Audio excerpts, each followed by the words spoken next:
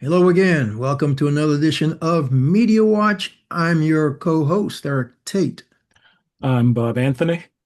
And I'm Alan Singer. and this is being brought to you by the good graces of EVT Educational Productions.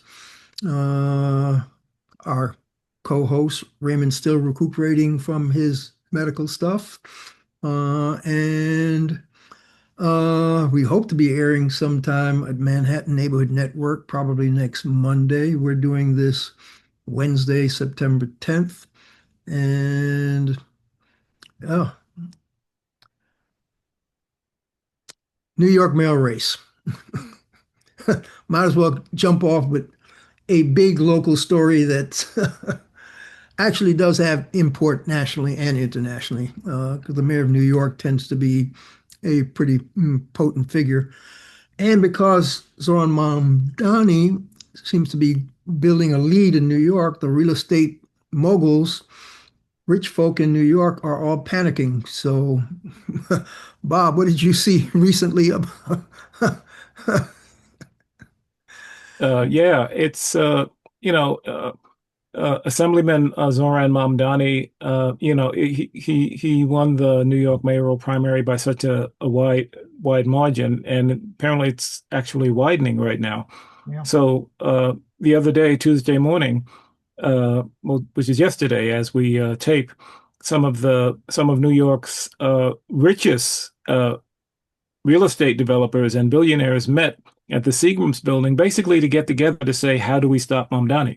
They met with former New York Governor Andrew Cuomo, who's of course running for mayor himself, and they met with him to try to develop a strategy to beat Mamdani. Some of the developers include Jeff Blau, his wife Lisa Blau, Lori M. Tisch, Greg Heimowitz, all big names in New York. And they met at the elegant Seagram building near Grand Central.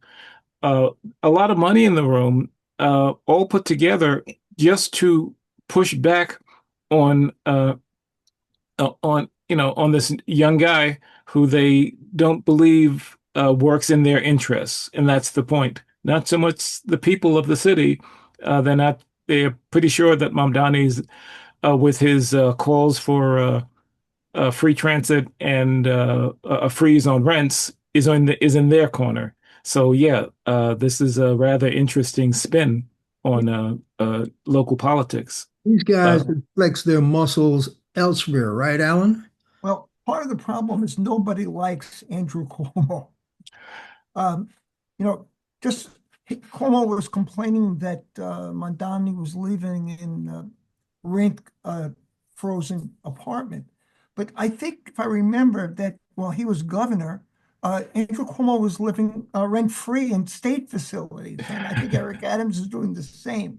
But no, one of the things that disturbs me is that people like Blau and Bill Ackman, who's been involved in trying to get Eric Adams to drop out of the race, uh, were very active in the calls for universities to silence anti-Israel protests over Gaza, accusing all the protesters of being anti-Semitic. And it just disturbs me because I think that's an undertone here in their opposition to Mamdani is that he's Muslim. And I think these guys, let them say where they're coming from and what they believe and why they don't want. Mamdani, uh, Israel, Gaza is not a major issue in the New York City campaign. The mayor of New York doesn't have any influence there, Mm-hmm. but that's who these people are, and that disturbs me. And again, the other thing that you mentioned there earlier, Eric, is that Donald Trump is getting involved, and surreptitiously they've been offering jobs to Eric Adams, and why he would want to be ambassador to Saudi Arabia, I don't know, and to Curtis Sliwa if they drop out. The Curtis Lee was problem, the Republican candidate yeah, or Republican affiliation, but because New York is still a ranked voting election. no, this is not ranked Oh, voting. This oh is a yeah, right. straight, The primary was ranked voting, right. yeah. So they're trying to get Sliwa out of the race as well to make a clear field for Cuomo against Mamdani. Yeah. Right now, Mamdani is showing 46% vote in the polls. Cuomo is at 24. Sliwa is at 15, and Eric Adams barely registered, less than 10. Again, Adams is not going anywhere. One of the problems with Sliwa is the Republican Party doesn't want to give up their line. Mhm. The other problem is Sliwa lives in a studio apartment with his fourth wife and 16 cats. And it's not clear to me, where they're going to move to if they give him a job in Washington. Because I don't know if the cats want to go. So, no, we need to take Curtis Lewa more seriously than that, Alan. Not that New Yorkers are, but Yes. where are you coming from? But yeah, if Curtis dropped out of the race, and why did the billionaires ask Andrew Cuomo to drop out of the race? There's an incumbent mayor sitting in office that's running. Why would the money people want Andrew Cuomo? I think Mamdani's people said, you understand that this is all backroom politics, that these people are trying to deny the local New Yorkers the right to choose their own mayor. And I agree with what the Mamdani people are saying. I agree with that, Eric. It smells of backroom deals that won't happen if Cuomo's not elected. So yeah, there's the stench of that is all over yesterday's meeting. Yep. But the fact that the guy in the White House decided that he wanted to put his thumb on the scale. And what was that quote you said earlier about he thinks everything must come through? Give me that quote. Give us that quote again. Yeah, I mean, he keeps calling Mamdani a communist, which he is not. He's a democratic socialist, which is a completely different. And he said that anything in New York mayoral race has to go through the White House. So any of the initiatives that Mamdani wants to do has to go through the White House, and that's not going to happen. So again, 47 is thinking that he somehow controls New York politics, which is ridiculous. All right. That speaks to the fact that he thinks he wants to control everything by fiat. That is the word, fiat. And I use that advisedly because there's a quote I'm going to get to before the show is over that deals with who he thinks he is and how he thinks he can govern. But I remember, Alan, you really wanted us to get into the fact that this recent ruling by an appellate judge, no, it wasn't the appellate, it was the Supreme Court, that said ICE can continue to do indiscriminate raids in Los Angeles. Tell us some more about that, Alan. That is serious violation of the U.S. Constitution, and that gets us to where we want to get to. I think the United States, under Donald Trump, with a complicit Supreme Court, has become a criminal enterprise. And it is in violation of so many laws. As a matter of fact, it's in violation of the 1970 RICO Act, which applies to any group that engages in a pattern of illegality. I mean, Trump and the United States is in violation of international law. It murdered 11 people on a boat in international water. We need to dig into that story. Yeah, it denies legal due process guaranteed under the Constitution and has allowed ICE agents to target people for detention, possible expulsion because of their skin color or because they were speaking with an accent. I mean, these are illegal actions. Right. And guess what the Supreme Court said when they came up with staying the order of a lower court judge that says you can't violate the Constitution's Fourth Amendment rights by doing what you're doing, racially profiling people. Brett Kavanaugh had a concurring opinion to the 6-3 vote that says you can scoop up anybody you want as they brown, speak with an accent, trying to work a manual labor job. And Sonia Sotomayor wrote a dissent, and she didn't respectfully dissent. She just dissented, which is a thumb up the nose and the face of the rest of the justices, because she said that is in total disrespect for the rule of law.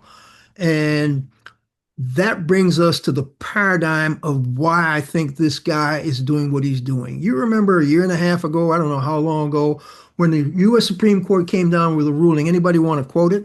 When the President of the United States is doing anything, make any decision that in the course of doing his job as president of the United States of America, he cannot be prosecuted if it's illegal. That's basically what they said, correct?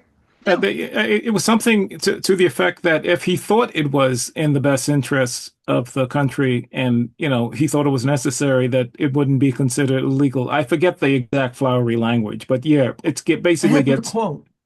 He said, the president enjoys no immunity for his unofficial acts, and not everything the president done is official.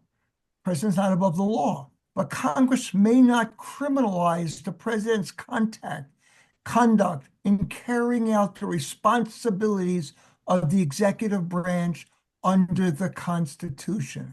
Therefore, the president may not be prosecuted for exercising his core constitutional powers, and he is entitled at a minimum to a presumptive immunity from prosecution for all his official acts, Okay. And so including the murder of 11 people. that was an official act. All Yeah. right. And he claimed that, yes, this is an act of war and those are our enemies. Question one, who declared war? Anybody remember Congress declaring war against Venezuela? No. Did we declare an official act of war had been committed against the United States officially through Congress when he said those were narco terrorists and we're in a state of war with them? Not to my knowledge. And so there's now a report that says that the boat that was supposedly being targeting U.S. shores, which originally they said was going to Trinidad and Tobago, and then they changed the story to say, oh no, they were bringing drugs into the United States. So here we got two different stories.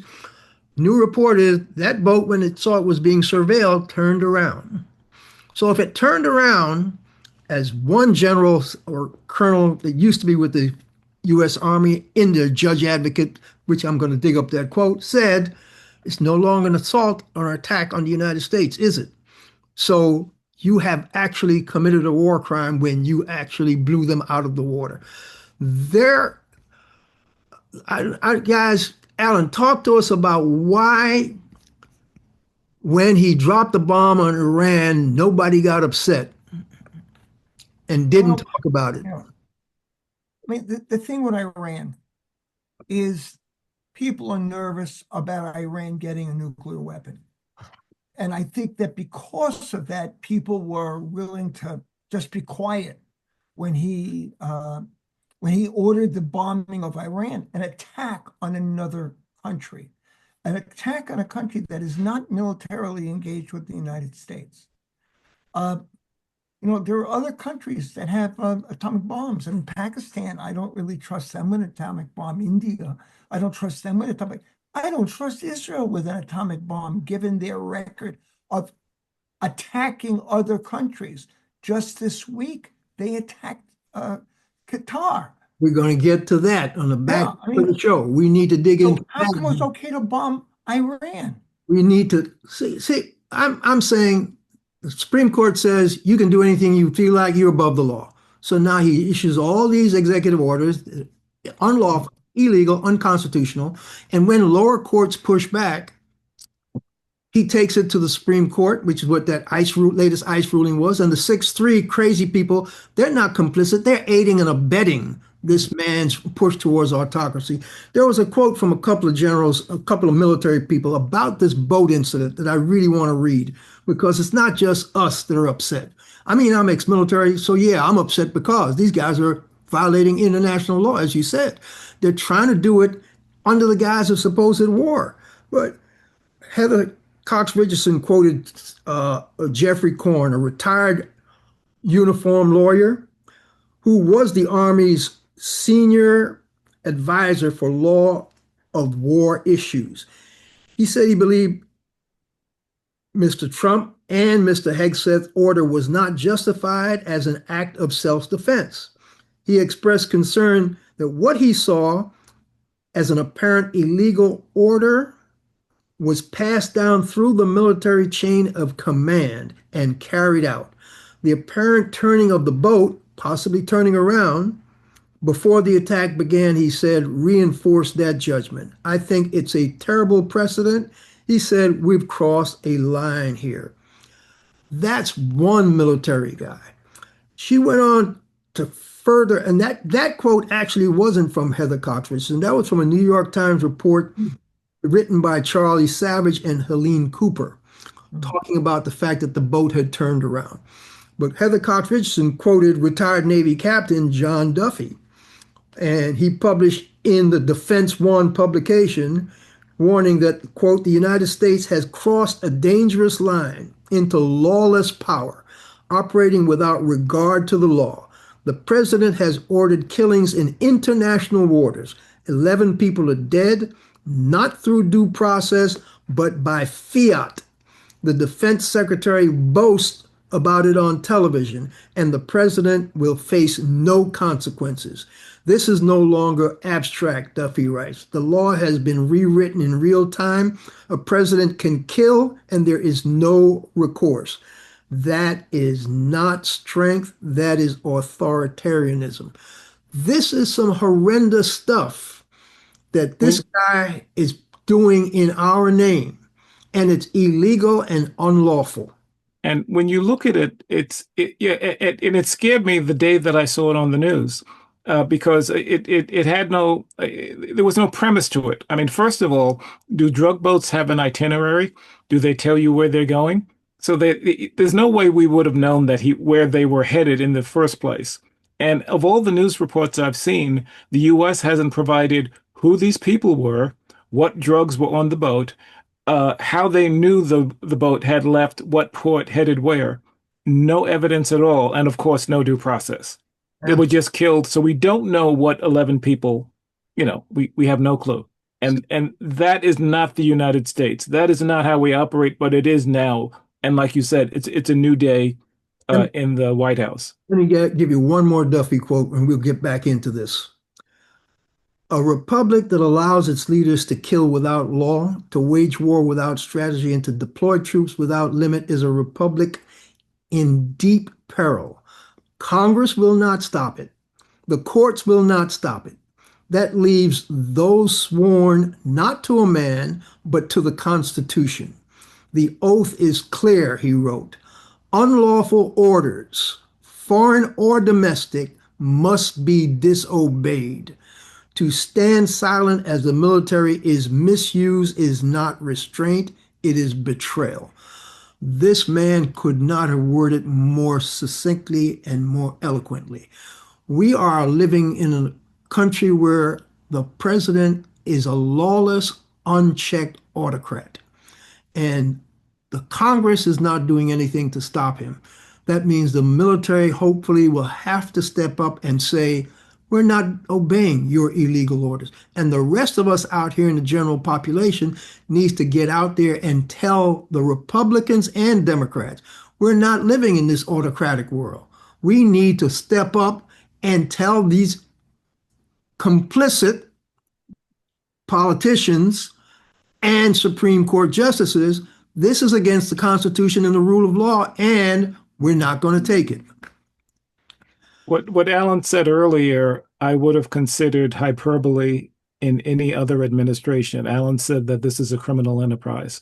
In any other administration, I would have said, yes, go away, Alan. That's too much. I agree. That's where we are. It's like run like a criminal. It's run. You look at the criminal organizations that end up with life in prison. It's going down that road.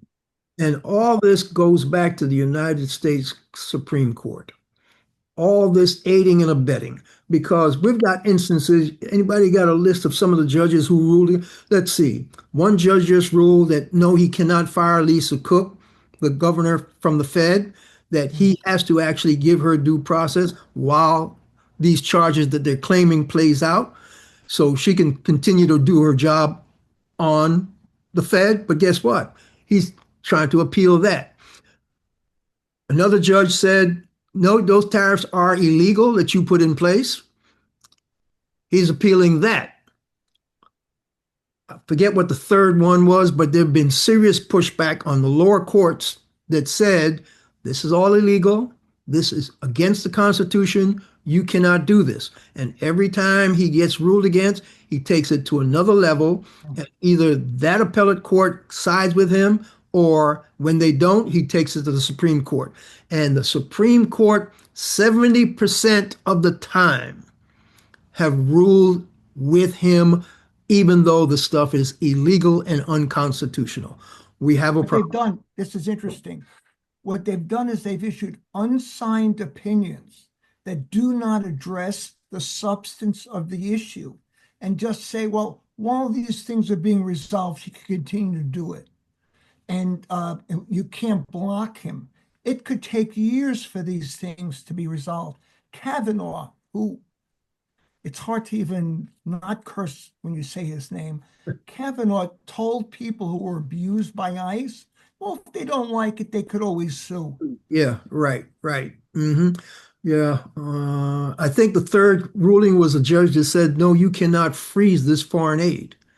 You must spend this money that Congress authorized and appropriated money for. And he's taking that to another level to see if he can stop that stoppage. And so what we have is a president, just like Hitler did in 1930 Germany, using the political system to further his autocratic aims. And this Supreme Court is aiding and abetting. Just like, what was it? The Weimar? What was the German Congress called? That allowed the Reichstag allowed Hitler to get away with that. No, he suspended the Reichstag. But they burned it. Yeah, Okay. yeah. But the Supreme Court, like Alan was saying, sometimes they don't rule on the major topic, but they'll find an exception or an arcane variation to push back on whatever, to allow Trump to do what he's doing, or to at least delay justice. So that's what we're getting out of the court. We're getting these, these micro legal rulings that actually don't address the big topic, but kicks the can down the road. Yeah, so Country Jackson Brown has been very strong on that. Yeah. Yeah, she is a marvel. They continue to violate the law while this thing is spinning in legal limbo. And so that's the problem we got. But speaking of violating the law and violating international law, after the speedboat massacre, we had an even bigger international law violation, Qatar. And I spoke to the Qatari mission to the UN and tried to get them to give me a statement on where their head was at after that assault by Israel. And they said they'd get back to me, but they haven't gotten back to me. But the rest of the world has already spoken loudly and clearly and said, this is a serious violation of international law.